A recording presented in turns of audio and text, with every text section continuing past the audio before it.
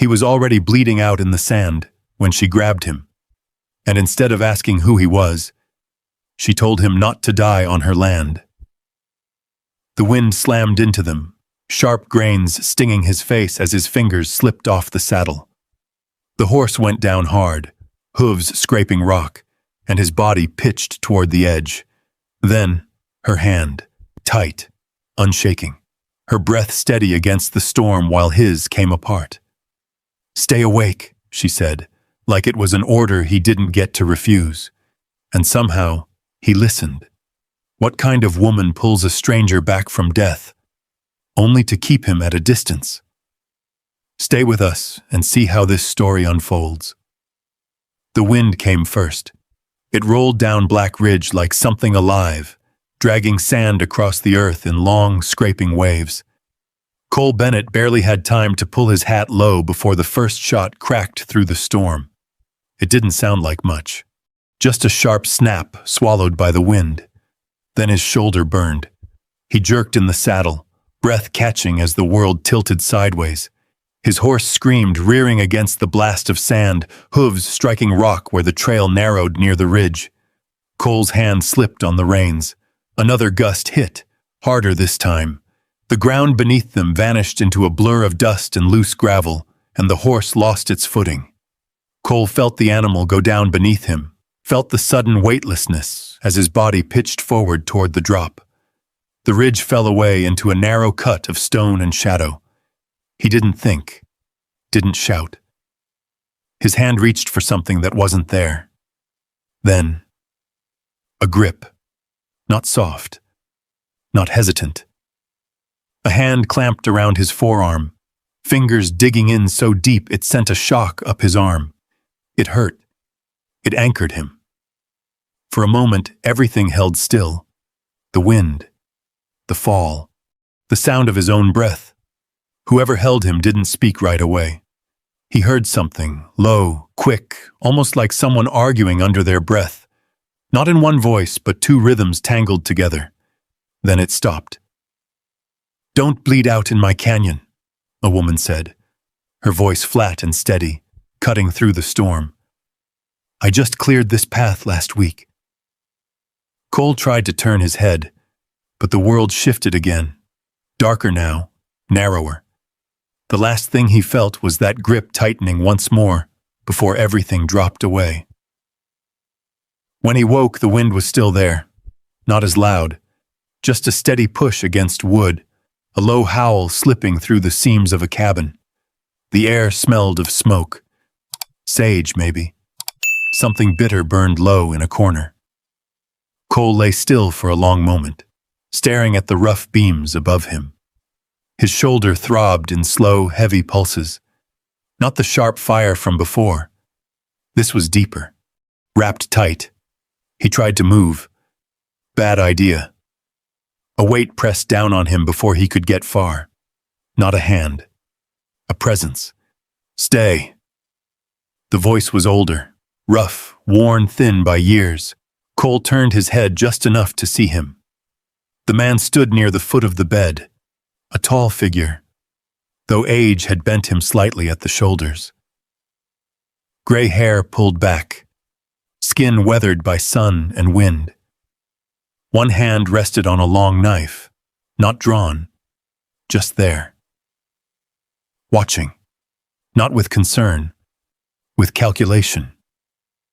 Cole swallowed. His throat was dry. "Where?" "Black Ridge," the man said. "You fell where men who don't know the trail tend to fall." Cole let out a slow breath. Didn't plan on it. No one does. Silence settled between them, broken only by the wind pressing against the cabin walls. The man didn't step closer, didn't offer water, didn't ask another question. He just watched, like he was waiting to see if Cole would last. Cole shifted again, slower this time, his gaze moving past the man toward the doorway. That's when he saw her. She hadn't moved. Leaning against the frame, arms folded tight across her chest, stood the woman from the storm. Same posture, same stillness. Only now, without the sand between them, he could see her clearly. Dark skin, sun-warmed and steady, hair pulled back, though strands had slipped loose around her face. Along the left side of her jaw, the skin changed. Faint, pale lines that caught the firelight differently than the rest. She didn't hide it. She didn't draw attention to it either. She just stood there, eyes fixed somewhere just past him, as if he were something she had already decided not to think about. Cole opened his mouth. Nothing came out. She didn't nod, didn't step forward, didn't ask how he felt, didn't ask anything at all. For a moment, he wondered if she had actually been there in the storm, or if his mind had made her up out of sand and blood. But his arm still ached where she'd held him. He could feel it, the shape of her grip. Real enough. The older man followed his gaze, then let out a quiet breath through his nose. "You're awake because she pulled you off that ridge," he said. "Most wouldn't have bothered." The woman didn't react, didn't confirm it. Cole tried again. "Then I guess I owe—" "No," the man cut in. Sharp, final. Cole stopped. The man shifted his weight slightly, the knife at his side catching the firelight. "Out here," he said. "Men ride through, get what they need, and keep moving. That's the way of it." His eyes flicked toward the doorway, then back to Cole. "And she doesn't need another one." The wind pressed harder against the cabin, rattling something loose on the outside wall. The woman finally moved. Just a step, enough to shift her shoulder off the frame. Her eyes passed over Cole once, quick, measuring. Then she looked away again. Cole felt it more than saw it. That distance, that decision already made. He wasn't someone to speak to, just someone who would leave. The older man took one slow step forward. "Name's Jonah Blackwood," he said. "This land's mine to watch over. That includes who stays on it." Cole held his gaze. "Cole Bennett." Jonah nodded once, like the name didn't matter. "Rest," he said. "Heal if you can." Another pause, then quieter, but no less firm. "Then ride on." The wind kept moving outside. Inside, no one said anything else. Not thank you, not welcome, just the sound of breath and wood, and something unspoken settling in the space between them. Cole lay back against the rough pillow, eyes drifting once more toward the doorway. But she was already gone. Only the frame remained, empty, with the wind slipping past it, and the faint memory of a hand that hadn't let him fall.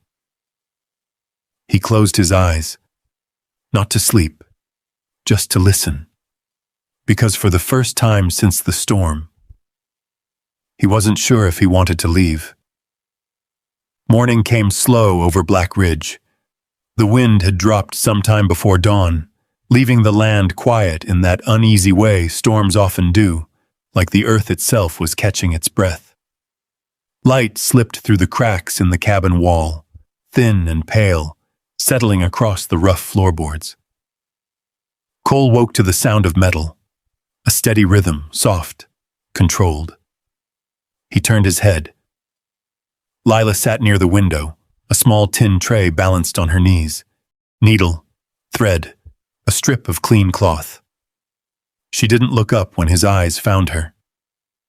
"Hold still," she said, already reaching for his shoulder. Her voice wasn't unkind, just distant.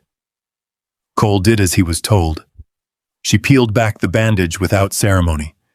The cloth had stuck in places. He felt it, but she didn't slow down. Not rough, just efficient. Like she'd done this more times than she cared to count. The needle slid through fabric, then through cloth laid against his wound. Her hands didn't shake. Cole watched her for a second longer than he meant to. She noticed. Not with her eyes. With the way her fingers paused, just for a breath, before continuing. "You'll be able to ride in a few days," she said. Not if, when. Cole let out a quiet breath. That's so. She tied off the thread, teeth catching it clean, then set the needle down. That's what your body says, she replied. What you do with it ain't my business. She stood, wiping her hands against the front of her dress before reaching for the basin. The water inside had gone cloudy. Cole shifted carefully, testing the weight in his shoulder. It held. Barely. You always patch up strangers like this? He asked. She paused at the door, just enough to answer. No. Then she stepped outside. The door creaked shut behind her. Cole lay there a moment longer, staring at the ceiling again. Same beams, same smell of smoke. But something had changed. He pushed himself up, slow, careful. By the time he reached the door, the sun had climbed higher, casting long shadows across the yard. The land stretched wide beyond the cabin, dry earth, scattered brush, a split-rail fence leaning in places where the wind had gotten to it. Lila was already at work. She stood near the far end of the fence line, hammer in hand, driving a nail into a post that had come loose. Each strike landed clean, no wasted motion. Cole stepped out onto the porch. The boards creaked under his weight. She didn't look up. Jonah sat a few yards off, sharpening a blade against a whetstone. The sound carried, slow and steady. You're up, Jonah said without glancing over. Seems that way. Jonah nodded once, still working the blade. Horse didn't make it. Cole looked out toward the ridge. The memory came back in pieces. The fall, the weight, the hand. Figured as much. Silence settled again. Cole stepped down from the porch, boots hitting dirt with a dull thud. He walked toward the fence, each step measured, shoulder pulling just enough to remind him it wasn't done healing. Lila heard him coming. He could tell by the way her shoulders tightened, but she didn't stop working. Cole reached the post she'd been fixing and picked up the loose rail beside it. The wood was rough, splintered where it had cracked. Hold it, she said, not looking at him. He did. She drove the nail through in 2 clean strikes, then stepped back. For a moment, they stood there. Close enough to notice the details. The faint scar along her jaw catching the light. The dust settled along the edge of her sleeve. The way she kept her gaze just off to the side, never quite meeting his. Cole set the rail down. You could have left me there, he said. She reached for another nail. Could have, she answered. But you didn't. The hammer paused mid-air. Just for a second. Then it came down again. No. That was all she gave him. No reason. No explanation. Cole watched her a moment longer, then bent to pick up another length of wood. They worked like that for a while. No talking. Just the sound of hammer on nail, wood settling back into place. By midday, the sun had burned off the last of the cold. Heat rose from the ground in slow waves. Lila set the hammer down and wiped her hands again, same motion as before. I'm heading into Dry Creek, she said. Jonah looked up this time. For supplies? She nodded. Take the East Trail, he said. South Bend washed out. She didn't answer, just reached for the reins of a small bay horse tied near the shed. Cole watched her swing into the saddle, easy and practiced. You shouldn't ride alone, he said before he could stop himself. That got her attention. Not fully, but enough. She turned her head slightly, eyes cutting toward him for the first time that day. I always do. Cole held her gaze. For now, he said, you don't have to. Something flickered there. Quick, gone before he could name it. She adjusted the reins. Dry Creek ain't kind to people it don't understand, she said. You ride in with me, They'll just understand less. Cole leaned his weight against the fence post. I've been misunderstood before. She studied him then. Really studied him. Not long, just long enough to decide something. Then she looked away again. Suit yourself. She nudged the horse forward. Cole waited just a beat, then grabbed the spare reins hanging by the porch. Jonah didn't stop him, didn't encourage him either. Just watched as Cole mounted up, slower than usual, and followed the trail down toward Dry Creek. The town came into view an hour later. A handful of buildings strung along a dusty road. General store, livery, a saloon with its doors already swinging despite the early hour. Conversations drifted across the street, then stopped. It wasn't loud. Just a shift. Cole felt it. The way heads turned, the way voices dropped just enough to carry less clearly. Lila didn't slow her horse, didn't acknowledge a single glance. She rode straight to the hitching post outside the general store and tied off the reins. Cole did the same. As they stepped onto the boardwalk, a man leaned back against the post near the door. Wide brim hat, coat too clean for ranch work, eyes that lingered a little too long. Harlan Pike. Well now, he said, pushing himself upright.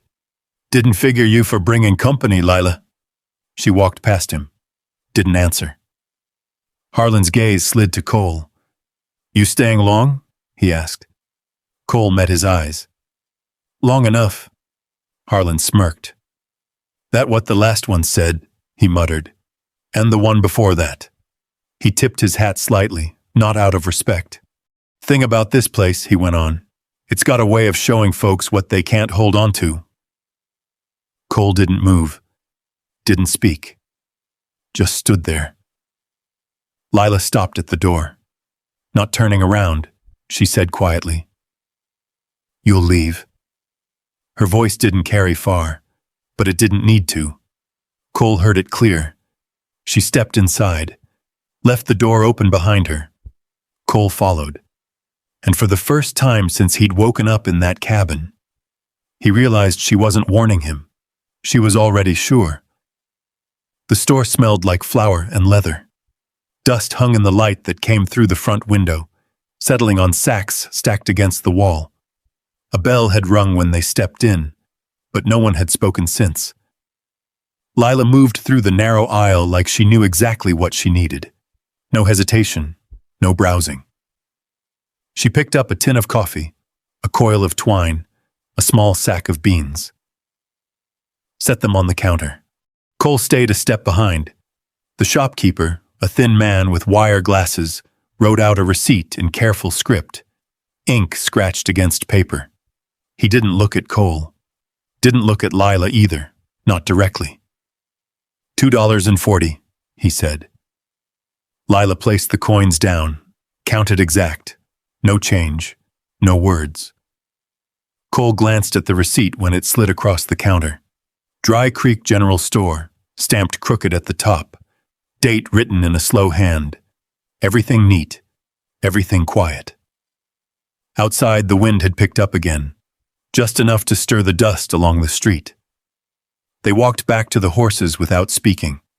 Harlan Pike was gone, but the feeling he left behind wasn't.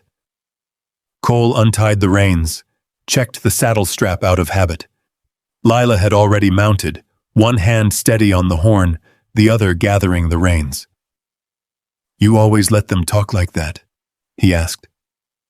She didn't look down at him. They're not talking to me. Cole frowned slightly. Sounded like they were. Lila shifted in the saddle, eyes on the road ahead. They talk about me, she said. Not to me. Then she nudged the horse forward. Cole watched her for a second, then followed. The ride back felt longer, not because of distance, because of silence. Dust trailed behind them in thin lines. The sun had moved west, casting longer shadows across the trail. A hawk circled overhead, slow and patient. Cole rode a few yards behind it first, then closer. Not enough to crowd her, just enough to be there. Lila didn't slow, didn't speed up, but she didn't pull away either. That was something. When the cabin came into view again, the fence line stood straighter than it had that morning. The repairs they'd made caught the light in small ways. Fresh wood against old. Jonah sat in the same place, whetstone in hand.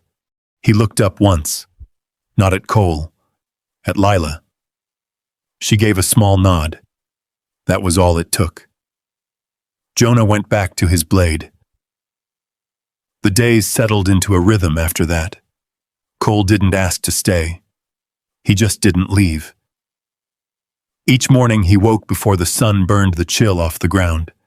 Found something that needed fixing. A hinge on the shed door. A loose board along the porch. A length of fencing that leaned too far in the wind. He worked slow. Careful. Shoulder healing 1 inch at a time. Lila moved through the same spaces, same patterns. Water from the well. Firewood stacked near the door. A pot set on low heat by noon. They crossed paths. Not often. But enough. Sometimes she handed him something without a word. A nail. A length of rope. Once, a cup of coffee set down near where he worked. Tin cup, still warm. He nodded. She didn't wait to see it. Jonah watched it all. Said nothing. On the 5th day, a boy showed up. Small for his age, maybe 9. Hat too big, slipping down over one eye. He stood at the edge of the yard like he wasn't sure he was allowed closer. Cole spotted him first. "You lost?" he called out. The boy shook his head, then nodded, then shrugged like he didn't know which answer fit. "Name's Eli," he said finally. Cole wiped his hands on his pants and stepped closer. "Cole." Eli looked past him toward the cabin, toward Lila, who stood in the doorway, still as ever. "She said I could come," Eli added quickly. Lila didn't confirm it, didn't deny it either. She just turned back inside. Cole crouched down a little so they were closer eye to eye. "What brings you out here, Eli?" The boy held up a coil of rope, too big for his hands, frayed at one end. "I want to learn how to use it," he said. Cole glanced at the rope, then at the fence posts, then back at the boy. "All right," he said. "Let's see what you got." They started slow. Cole showed him how to hold the loop, how to let it hang loose before the throw.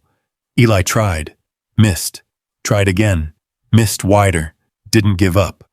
Cole didn't rush him. By the 3rd attempt, the rope caught a post for half a second before slipping off. Eli grinned like he'd roped the whole world. "Again," Cole said. They worked until the sun dipped lower. Lila stood at the edge of the yard at some point, arms folded again, watching, not smiling, but not leaving. That evening, Cole led one of Jonah's horses out to the far side of the corral. The animal was restless, young, not mean, just unsure. Cole stepped into the pen, rope in hand. The horse backed away, ears pinned slightly, hooves shifting against the dirt. Cole didn't pull, didn't chase. He stood there, waited. The rope stayed loose in his grip. Outside the fence, Jonah leaned against a post. "Most men try to break 'em fast," he said. Cole kept his eyes on the horse. "Most men don't have the time." Jonah made a quiet sound, not quite a laugh. "Or the patience." Cole took one step forward, then stopped. The horse watched him, breath steadying just a little. "You push too hard," Jonah went on. "They'll fight you till they're done standing." Cole didn't answer. Another step, slow. The rope shifted, not tight, just present. Lila stood a few feet away now, closer than before.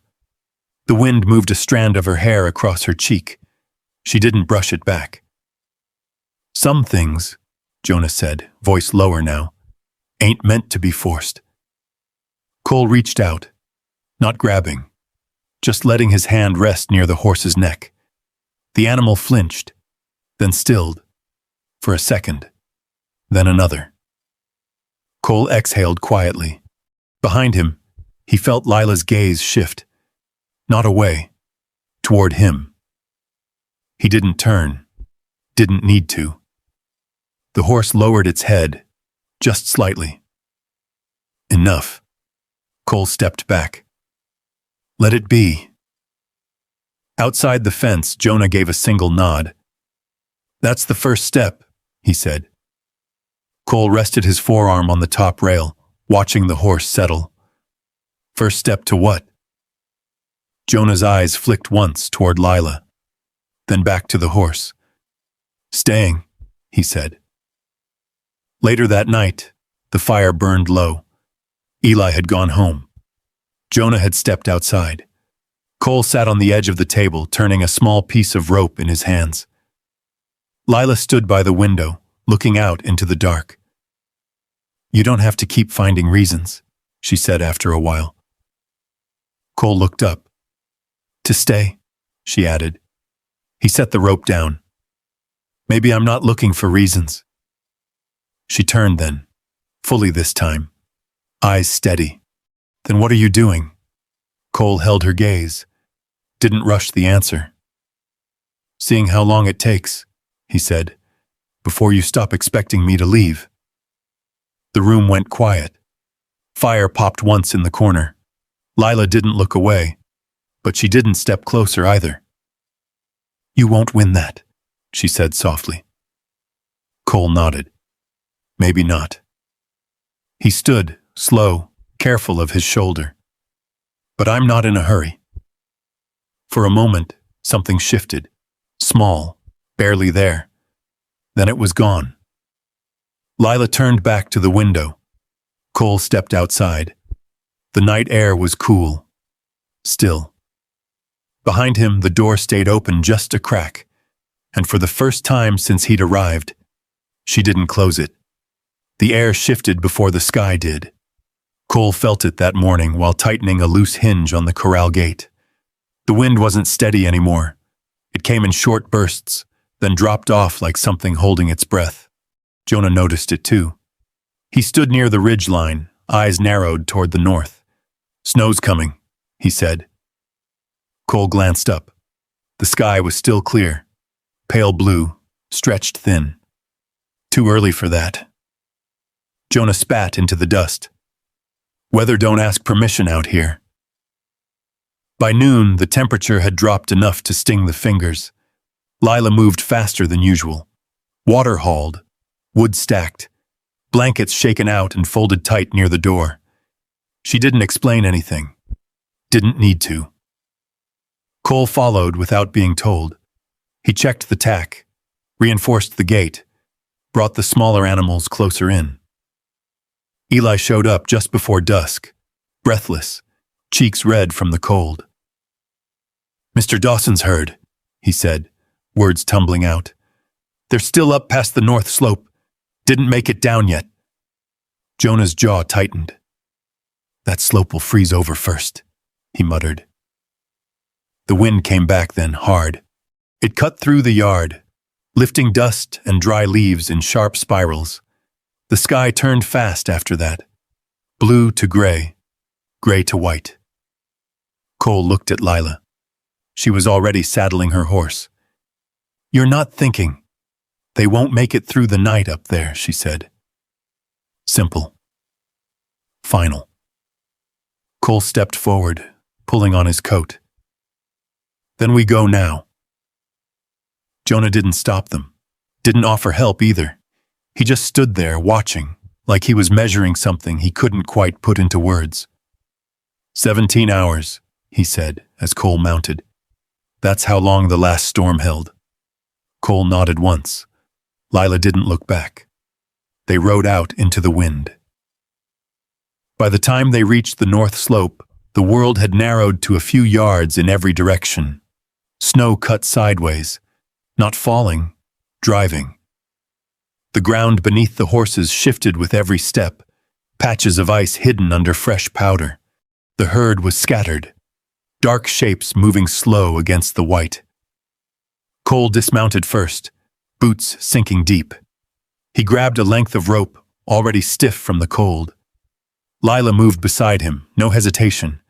They worked without speaking, pulling calves free where they'd sunk too deep, breaking ice along the shallow water trough with whatever they could find. Rocks, the back of a hatchet, bare hands when nothing else worked. Time lost meaning. The wind stayed. The cold settled deeper. At some point, Cole's fingers stopped feeling like his own. He flexed them anyway, kept moving. Lila was a few yards off when it happened. Her horse spooked, just a small shift, but enough. Her boot slipped on the packed snow, and she went down hard, her body striking the edge of a buried rock. The sound was dull, wrong. Cole turned before she made a noise. He was at her side in seconds, dropping to his knees in the snow. She wasn't moving right. Breath short, shallow. He placed his hands carefully along her ribs, checking without thinking, the way he'd done once long ago for someone else. "Stay with me," he said. Her eyes flickered open. "I'm fine," she managed, teeth clenched. "Go back to the herd." Cole didn't move. The wind howled around them, pushing snow across their boots. "The herd can wait," he said, voice low, steady despite the cold biting at it. "You can't." For a moment, she just looked at him. Really looked. No distance, no wall. Then her hand caught his sleeve, not pushing him away, holding on. It didn't last long, just long enough. Cole helped her sit up slowly, waited until her breath evened out, then pulled her to her feet. They didn't say anything else. Didn't need to. They went back to work. By the time the storm began to ease, the sky had turned pale again. Morning. The herd was gathered close enough. Not perfect, but alive. Cole leaned against the fence post, breath fogging in the cold air. Lila stood a few feet away, one hand resting on the rail. Snow clung to her coat, melted slowly. Neither of them spoke. The silence felt different now. Not empty, just full. Cole glanced over. She didn't turn away. Didn't step closer either. But she stayed. That was enough. They rode back slow, the world behind them quiet again, as if the storm had taken everything it needed and moved on. When the cabin came into view, smoke rose steady from the chimney. Jonah stood outside, waiting. His eyes moved over them once. Quick, sharp. Then he nodded. Just once. Cole slid down from the saddle, boots hitting the ground with a dull thud. Lila dismounted slower this time. Careful. Cole reached out, not thinking. His hand hovered near her elbow. She noticed. Didn't pull away. But she didn't lean into it either. She steadied herself on her own, then walked past him, inside. The door stayed open. Cole stood there a moment longer, watching the space she left behind. Snow melted off the brim of his hat, dripping into the dirt. Behind him, Jonah spoke. Most men leave after a storm like that. Cole didn't turn. Maybe. Jonah studied him a moment longer, then said nothing. Because some things didn't need asking anymore. The snow melted slow that week. It didn't rush, just softened the edges of things. The fence posts, the roofline, the trail that led down toward Dry Creek. Water ran in thin lines along the ground, where the sun held longest. Cole noticed it first at the gate. The hinge he'd fixed held steady. No creak, no give. He pushed it open and stepped through, boots sinking just a little into the damp earth. Lila was already outside. She stood near the far fence, one hand resting on the top rail, looking out across the ridge like she was measuring something no one else could see. Cole didn't call out, just walked up beside her. Close enough to share the same view, not close enough to touch. For a while, neither of them said anything.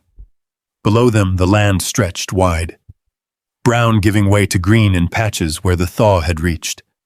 Eli's voice carried faint from behind the barn, chasing a loose calf with more energy than skill. Lila watched him a second, then looked back out. "They'll come by soon," she said. Cole didn't ask who. He already knew. By midday, the riders showed. 3 of them. Harlan Pike in front. Same coat. Same way of sitting a horse like he owned more land than he needed. They didn't ride fast. Didn't need to. Dust didn't rise this time. The ground was too damp for that.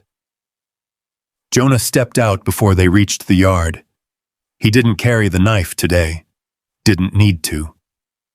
Harlan slowed his horse to a stop just beyond the fence. "Took a bad storm to bring folks together like that," he said, glancing from Jonah to Cole, then finally to Lila. His eyes lingered there a moment longer. "You planning to keep him?" he asked. Jonah didn't answer. Not right away. He looked at Cole, then at Lila, then back at Harlan. "I don't keep men," he said. "They decide that for themselves." Harlan smirked, shifting in the saddle. "That right." His gaze slid back to Cole. "Well, you still here?" Cole didn't move, didn't step forward, didn't step back either. "Seems that way." Harlan let out a short breath through his nose. "Winter's over," he said. "Roads are clear. No reason to linger." Cole met his eyes. "Doesn't seem like my reasons concern you." The other 2 riders shifted slightly behind Harlan. Not tense, just waiting. Harlan studied him a moment longer, then shrugged. "Suit yourself." He turned his horse slightly, then paused. "Just remember," he added, glancing once more toward Lila, "this place has a way of testing how long a man sticks around." Cole didn't answer. Didn't need to. Harlan nodded once, like he'd expected that, then rode off. The others followed. The sound of hooves faded slow, left the yard quiet again. That evening, the fire burned steady. Jonah sat in his usual place, hands resting on his knees. Lila stood near the table, a folded cloth in her hands she hadn't moved for a while. Cole leaned against the wall, watching the light shift across the floor. Eli had gone home early. The cabin felt different. Not heavy, just waiting. Jonah spoke first. 6 years, he said. Neither of them looked at him. 6 years I told anyone who came through that she wouldn't marry. Lila's grip tightened on the cloth. Just a little. Jonah went on. Not because she couldn't. He looked at Cole then. Because they couldn't. The fire popped. A log shifted, sending sparks up the chimney. I watched 3 men say they'd stay, Jonah said. Watched each one leave when it got hard, when it got quiet, when it stopped feeling like something new. His voice didn't rise. Didn't need to. Cole pushed off the wall slowly, stepped forward. Jonah didn't stop him. Didn't look away either. Some things, Jonah said, softer now, aren't meant for men who don't know how to stay. Cole nodded once, then turned, walked toward Lila, each step slow, measured. She didn't move, didn't back away, didn't step forward, just stood there, watching him come closer. When he stopped, there wasn't much space between them, not like before. Closer now, but still careful. Cole took a breath. I'm not waiting for you to choose me, he said. His voice stayed low, even. I'm just here. He didn't reach for her, didn't ask anything. Until you believe I'm not leaving. The words settled into the room, no one moved. The fire cracked once more. Lila looked at him, not past him, not through him, at him. For a long time. Then, she stepped forward. Just one step. Her hand lifted. Not fast, not unsure. The same hand that had caught him on the ridge, the same grip he remembered. She placed it in his. Firm. Steady. No hesitation. Cole didn't tighten his hold, didn't pull her closer. Just held on. Like it was enough. Because it was. A year passed quiet. The kind of quiet that builds things. A new cabin stood near the edge of the ridge, wood still pale against the older fence lines. The gate opened clean. No creak. Eli ran along the fence most afternoons, rope in hand, calling out to Cole with questions that didn't always need answers. Lila rode beside him some mornings, her horse keeping easy pace with his. They didn't talk much, didn't need to. The town still watched, but not the same way. Names changed, not all at once, but enough. One afternoon, a man passing through stopped by the fence, hat in hand. He looked from Cole to Lila, then back again. "You folks been out here long?" he asked. Cole glanced at the gate, at the posts that held, at the land that hadn't pushed him away. "Long enough," he said. The man nodded, then looked past them, toward Jonah, who sat on the porch watching it all. "When'd you decide to let him stay?" the man asked. Jonah didn't answer right away. He watched Cole and Lila a moment longer, the way they stood, side by side, nothing forced, nothing rushed. Then he spoke. "Wasn't about letting him," he said. His eyes stayed on them. "Was about noticing he never left, even when nobody asked him to stay." The wind moved through the ridge. Soft this time. No storm behind it. Just air, and the quiet sound of something that had finally settled where it belonged. If you stood there long enough, on that ridge with the wind brushing past and the fence holding steady, you might start to wonder what you would have done in his place. Would you have stayed when no one asked you to? When there was no promise waiting, no certainty, no guarantee that the person in front of you would ever turn and meet you halfway? Or would you have done what most people do, told yourself it wasn't your place, that it was easier to leave before it started to matter? Because sometimes love doesn't arrive with a clear moment. It builds in small things. A gate that gets fixed, a hand that doesn't pull away, a silence that doesn't feel empty anymore. And sometimes, the bravest thing a person can do is stay long enough to be trusted. Not to prove something, not to win, but to give another person the time it takes to believe they won't be left behind again. So tell me, what would you have done? And if this story stayed with you for a while, there are more like it waiting here. Stories about people who didn't have it easy, but found something worth holding on to anyway. You're always welcome to ride along.